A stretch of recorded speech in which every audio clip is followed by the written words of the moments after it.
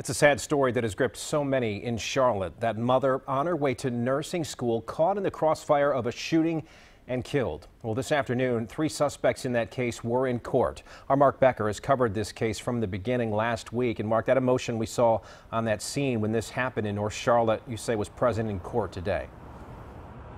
Yes, Scott, you could feel it, particularly as family members and friends of those 3 suspects sat on one side of the courtroom, but you could really see it as those young men faced the judge.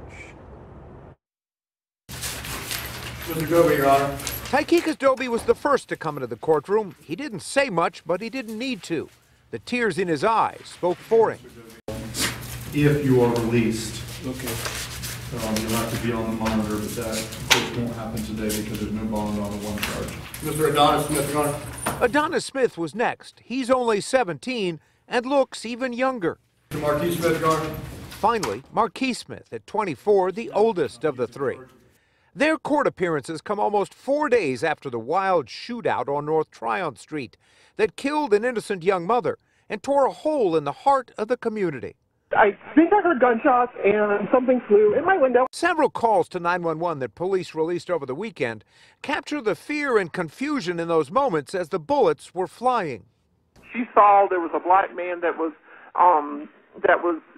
down on the ground and shooting. A guy in a red hoodie took off, yes. It hurts for everybody. 4 days later, the words of Adonis Smith's step-grandfather as he left the courthouse here echo the pain and frustration of families and a community reeling from the senseless violence.